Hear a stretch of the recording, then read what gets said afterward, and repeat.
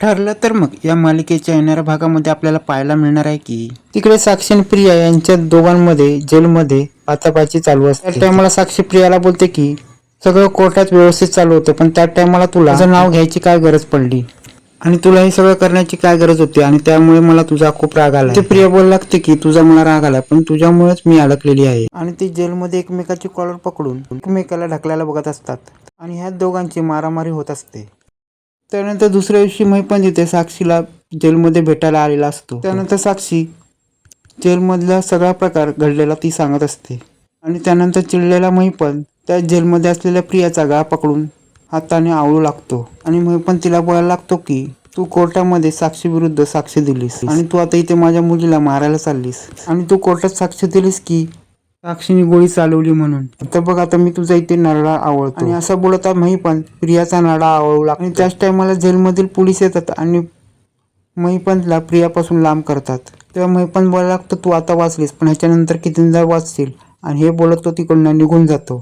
इकडे अर्जुन आणि सायली या दोघांचं बोलणं चालू असतं आणि त्याच टायमाला कोणीतरी दगडामध्ये चिठ्ठी टाकून ती दगड काच फोडून आतमध्ये येतो आणि त्याच टायमाला सायली तर दगडातून चिठ्ठी काढते आणि वाचायला बघते आणि त्यात तिला कळतं की त्यात लिहिलं गेलेलं असतं की अर्जुन तुला मारण्याची वेळ आली आहे. त्यामुळे अर्जुन आणि सायलीला संशय येतो की हे सगळं काम महिपनचंच असेल, कारण की महिपनच्या मुलीला साक्षी हिला जेल झालेली असते आणि ती केस अर्जुनने जिंकलेली असते. त्यामुळे बदला म्हणून काय महिपतने ही चिठ्ठी पाठवून जणू धमकवण्याचा प्रयत्न केला आहे. तर दिवशी अर्जुन ऑफिसला जात असतो त्या टायमाला सायली त्याला अडवते आणि बोलते तुम्ही इथून बाहेर कुठे जायचं नाही. व अर्जुन बोलतो की मी वकील आहे, मला तर ऑफिसमध्ये जायलाच पाहिजे. त्या टायमाला सायली अर्जुनला थांबवते आणि बोलते तुम्ही वकील नंतर पहिले माझे पती आहोत.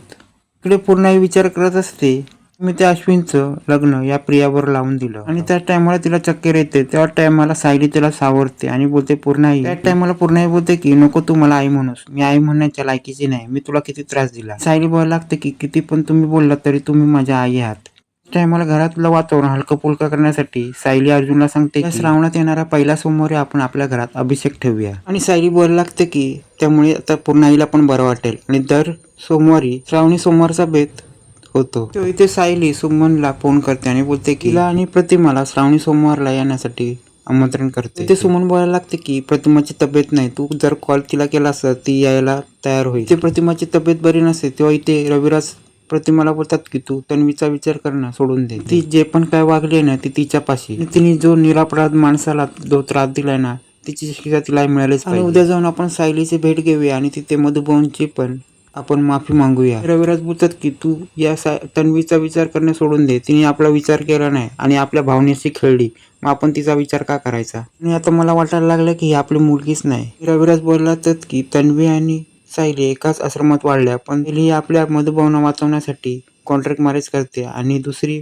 प्रिया ही दुसरी तन्वी ही पैशासाठी मधुभाऊंविरुद्ध खोटी साक्ष दिली. ते मधुभाऊ सायलीला सांगतात की इथला माझा कार्यभार संपलेला आहे, कोर्टाची केस पण मिटलेली आहे, त्यामुळे इथून आता मी आश्रमात जाणार आहे. सायली बोलायला लागते की काय तुम्ही बोलताय, आता इथे श्रावणाचं पूजन आहे आणि हे श्रावणी सोमवार पूर्ण झाल्याशिवाय तुम्ही इथून जाता कामा नये. इथे मधुभाऊ बोलतात की इथे राहून खूप दिवस झाले आणि इथे राहून काय आता अर्थच नाही. सायली बोलायला लागते की उद्याचा श्रावण सोमवार करा आणि त्यानंतर तुम्हाला सोडायला आम्ही येऊ. आणि त्या टायमाला तिथे रविराज येतात आणि रविराज मधुभावना बोलतात की मला तुमच्याशी महत्वाचं काहीतरी बोलायचं आहे. तेव्हा रविराज मधुभावना बोलतात की ज्या गोष्टी घडल्या त्याच्यावर विश्वास ठेवणं आता खूप कठीण झालं आहे आणि एक गोष्ट कळली की तुम्हाला माझ्या मुलीमुळे खूप त्रास झाला आहे आणि काही झालं तरी पण तुम्ही तिला प्रेमाने आपुलकीने वाढवलं होतं आणि तिने तुमच्या बरोबर जे पण केलं ना ते खूप चुकीचंच होतं. तिने जे नंतर केलं ना त्यामुळे मी तुमची माफी मागतो. तेव्हा मधुभाऊ बोलतात रविराज बोलतात की मी तिच्यासाठी जे पण केलं ना त्याच्यासाठी माझा काही हेतू नव्हता आणि तुम्ही उगाच तुम्हाला स्वतःला त्रास करून घेऊ नका. त्यानंतर दुसऱ्या दिवशी ते श्रावणी सोमवारचा दिवस येतो आणि घरामध्ये पूजा होत असते. तेव्हा इथे मधुभाऊ अर्जुनला बोलतात की आता पुन्हा एकदा आश्रमाची बांधणी करायची, आश्रमाची कागदपत्र आणि या सगळ्या गोष्टी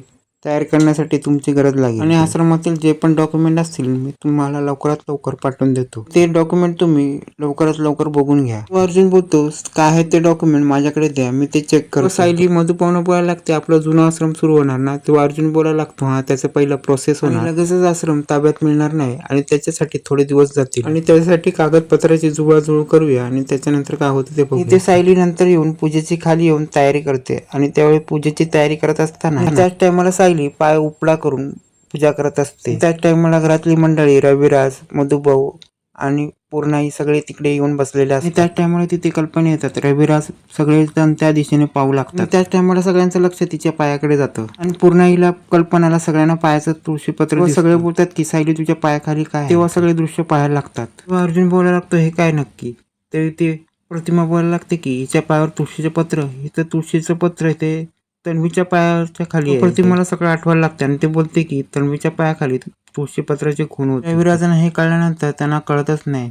सायली बोलायला लागते की हे माझ्या पायाखालची तुळशीपत्र म्हणजे माझी जन्मखून आहे आणि सगळ्यांना आनंद होतो. इथे प्रताप बोलायला लागतो ही जन्मखून मी तन्वीच्या पायाखाली बघितली होती. सायली सांगायला लागते की पियाच्या पायाखाली ही जन्मखून का असेल. प्रतिमा रविराज बोलायला लागते की तेच तर बघून आम्ही तिचा तन्वी म्हणून स्वीकार केला होता. तेव्हा रविराज बोलायला लागतं की हे पण तिने सगळं खोटंच केलं होतं. आणि सायली बोलायला लागते ही जन्मखून माझ्या पायावर होती, तिच्या पायावर अजिबात नव्हती. त्यामुळे आता सगळ्यांना चांगला धक्का बसतो आणि सायलीचं खरं सत्य सगळ्यांसमोर आलेलं असतं. तेव्हा प्रताप मधुभावना बोलते की तुम्ही ह्या सगळ्या गोष्टीवर लक्ष घेऊ शकता का. तुम्ही काय ते तुम्ही सांगू शकता. मधुभाऊ बोलतात की सायली जे बोलते ते खरं आहे कारण की ती कधी खोटं बोलत नाही. मधुभाऊ सांगायला लागते की लहानपणी जी आश्रमात आली ना तेव्हा पण तिच्या पायाखाली जन्मखून आहे आणि हे तिचीच खून आहे. आणि मधुभाऊ बोलायला लागतात की त्या प्रियाच्या पायाखाली कधीच खून नव्हती आणि तिच्या पाठीवर खून होती. सायलीला काय समजत नाही काय नक्की चाललंय. आणि ते मधुबा बोलतात की ही माझ्या साऊबाळाच्या पायाखालची खून आहे आणि बाकी ही तन्वीचं मला काय माहित नाही. इथे अर्जुन बोलायला लागतं की तुम्ही रूम मध्ये जे डॉक्युमेंट ठेवलेत ना ते डॉक्युमेंट घेऊन